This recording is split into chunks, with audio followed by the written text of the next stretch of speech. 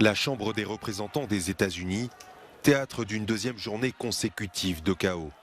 Toujours pas de président à sa tête, seul un vote pour ajourner cette désignation recueille l'adhésion. La motion est adoptée, la séance est suspendue jusqu'à demain midi. Favori de l'élection, le républicain Kevin McCarthy se retrouve suspendu au bon vouloir d'une vingtaine d'élus trumpistes. Ceux-ci pointent du doigt sa trop grande modération et profitent de la très fine majorité républicaine décrochée lors des midterms de novembre pour poser leurs conditions. 2 jours de négociations et 6 scrutins successifs n'ont jusqu'à présent pas suffi à les rallier. Un statu quo vécu comme une humiliation par un camp républicain fracturé. Nous cherchons le compromis, mais nous ne capitulerons pas. Et la différence est importante. Si sur 222 républicains, 20 personnes n'en font qu'à leur tête, les 202 autres n'ont plus qu'à fermer le banc.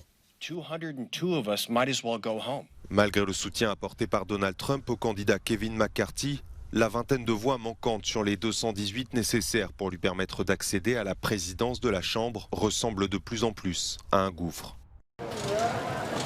L'Union européenne est parvenue à un accord politique pour encourager les États membres à exiger un test négatif de moins de 48 heures de tous les voyageurs en provenance de Chine.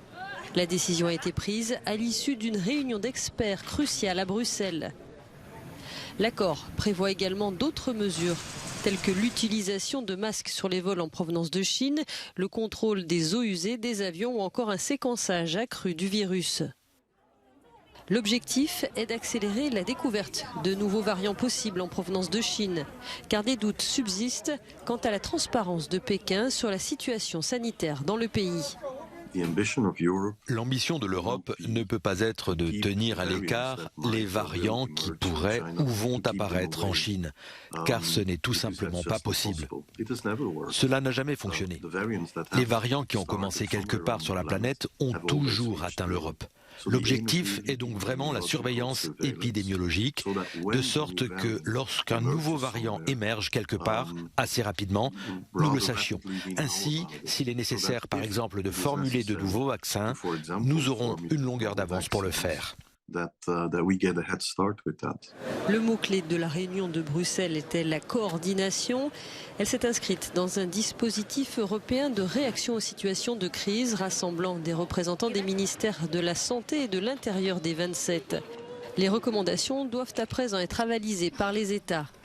Toutes ces mesures ont été prises malgré les menaces de Pékin de prendre des contre-mesures basées sur le principe de réciprocité, la Chine considérant que la décision européenne manque de base scientifique.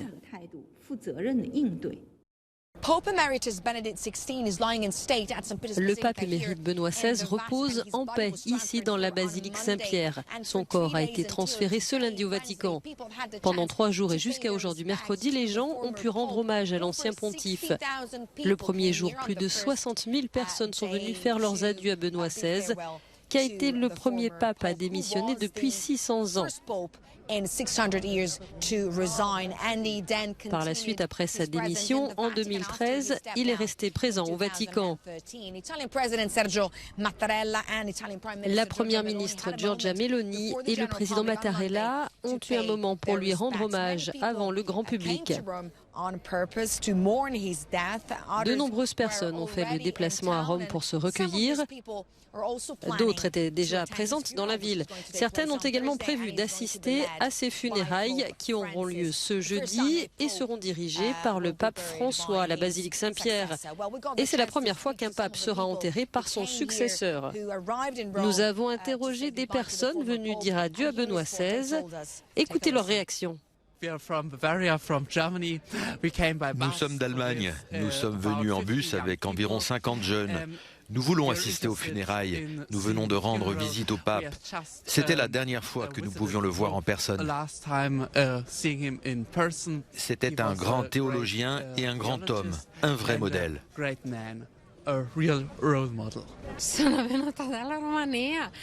Je suis venue exprès de Roumanie parce que j'ai toujours suivi l'action du pape Benoît XVI. Je suis venue à Rome d'autres fois, mais je n'ai pas pu le voir. Alors cette fois, je suis venue ici pour lui dire adieu.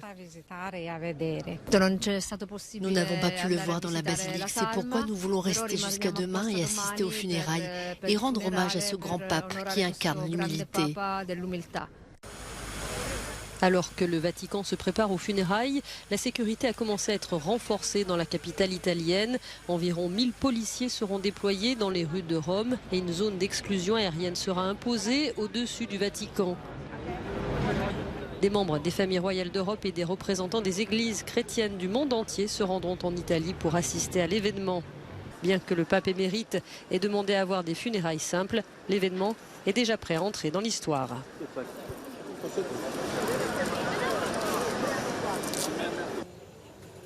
La dégradation des capacités du personnel militaire russe continue de nuire à la capacité opérationnelle russe en Ukraine, selon l'Institut américain pour l'étude de la guerre.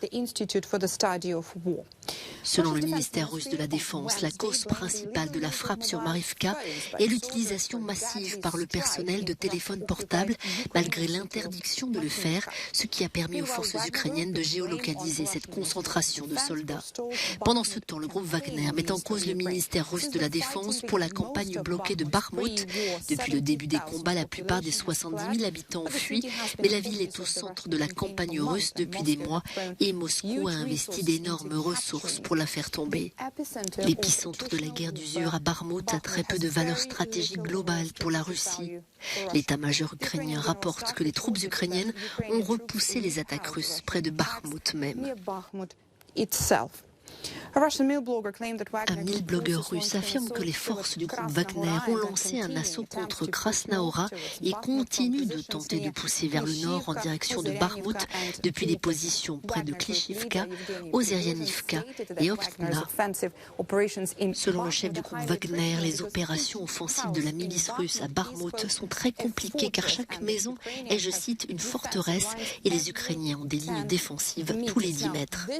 Il s'agit d'une inflexion significative pour le chef de la milice et la première fois qu'il présente les forces de Wagner à Bakhmout comme ne réalisant aucun gain. Il avait déclaré en octobre que les forces de Wagner opérant dans la région de Bakhmout avançaient de 100 à 200 mètres par jour. Les tentatives du chef de la milice pour justifier le manque de progrès de ces hommes à Bakhmout corroborent en partie l'évaluation de l'Institut pour l'étude de la guerre selon laquelle les forces russes à Bakhmout sont en train de stagner. Alors que l'Union européenne prépare sa transition énergétique, l'hydrogène est présenté comme essentiel dans le secteur des transports. Mais développer cette source d'énergie pour atteindre les objectifs de l'Europe n'est pas gagné d'avance. Au port d'Anvers, en Belgique, cette station d'hydrogène est une des près de 1000 existantes dans le monde. Les voitures viennent y faire le plein d'hydrogène qui alimente leurs véhicules roulant à l'électricité. La Commission européenne veut développer le concept en multipliant les infrastructures de ravitaillement sur le continent. Mais avec une infrastructure si peu développée, l'hydrogène est-il une solution viable pour réaliser l'objectif de réduction des émissions de l'Union européenne dans les transports ? C'est une partie de la solution. Il faut surtout investir massivement dans les énergies renouvelables comme le solaire ou l'éolien.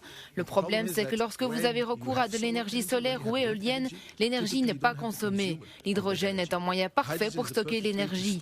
Quand vous ne l'utilisez pas, stockez-la et vous pourrez la réutiliser au moment où vous en avez besoin. L'hydrogène fait définitivement partie du futur des carburants.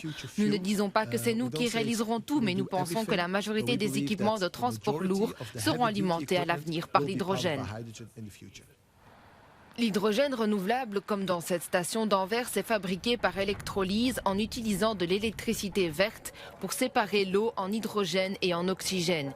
Il est ensuite stocké jusqu'à ce qu'il soit utilisé.